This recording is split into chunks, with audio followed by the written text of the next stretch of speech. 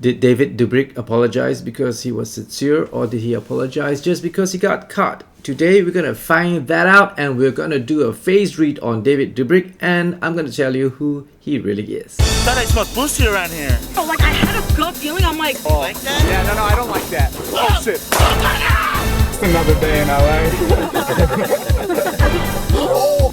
David Dobrik is a well-known YouTuber. I've never heard of him. This is not my genre, but my kids told me something's hot happening and is sizzling on Twitter and on YouTube that David Dobrik has been cancelled. So this is roughly the story. Please correct me if I'm wrong. About 2 years ago, he did a vlog, and while doing the vlog, apparently 3 girls were raped in the other room, and this is the video that you're watching.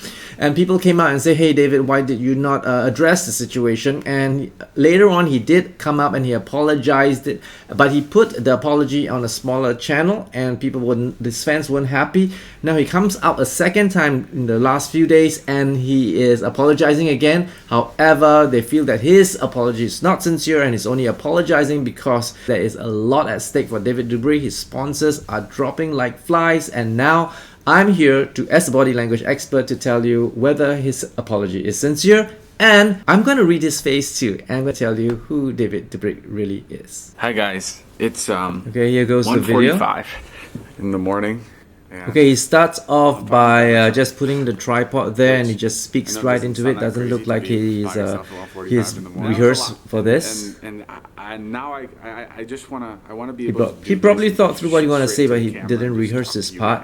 As was reported, the next day I got consent to post the video. Even though I got the consent to post that video, I should have never posted it.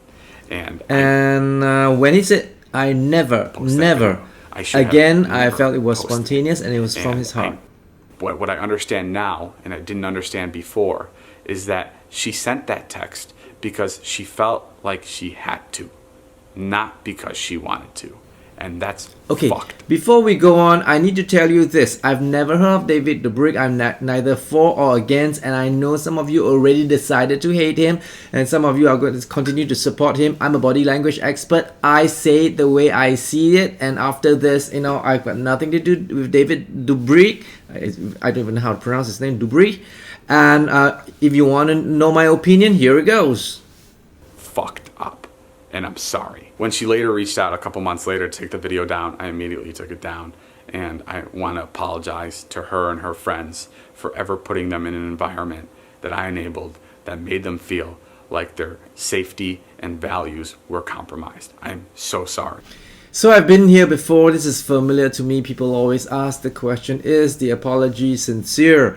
Did he apologize only because he got caught? Well, a lot of criminals do apologize to the victim in the court after they get caught, and the judge sentenced them to 10 years imprisonment. They apologize, and they say they are so sorry to the victims. Now, apology and remorse are two different things. The question is he remorseful? That's more important, because remorse says the person has a change of heart. Okay, apology they can say it because it's the right thing to do, and I think that's the question you're asking. Looking at the body language, he seems both apologetic and a tad of remorse. I can't tell if he's very remorseful or not remorseful, but he did apologize. And what do you want? You want someone that's got caught and not apologize, or someone who got caught and do the right thing and apologize? Whether you guys want to forgive him or you want to cancel him, yeah, you've got the prerogative. But to me, you know what I'm going to do? I'm going to do a face reading from the science of epigenetics, and let's see what type of person David Dobrik is, and then we decide whether you want to forgive him or you want to cancel him. So this is David Dobrik. So what do I see? Affectionate eyes. He do care about people. He has a smile that tells me he's generous, and I think you guys already know that because he gives away a lot of things on his video. Not that he needed to, and I know a lot of bloggers do that because it gives them views and gives them subscription, but this guy really gets a very big kick and a lot of reward giving things out to people. What else he do? That's a typical line where it tells me that he's a great communicator. Sears tells me he's very intuitive. He knows who he can work with and who he doesn't work with. His lower jaw tells me he processes information and does some things using his logical mind, but generally David Dobrik is a right-brainer and he does care for people. His nose tells me he's very good with money. I suppose he's a very successful blogger. And from the side view, he's a good guy. He's generally a good guy. I am not saying he is sinless. I'm not saying he's Mother Teresa. But if you're asking me if he's a typical asshole, he is not. I think he's 80% good guy. The other 20% I do not know. I cannot vouch for it. You know, the first time when I look at David Dobrik, his first countenance tells me he's a good guy. And I believe that is the reason why he had so many subscribers, because not only his video is fun, he had the charisma, and your intuition tells you that he is a good guy.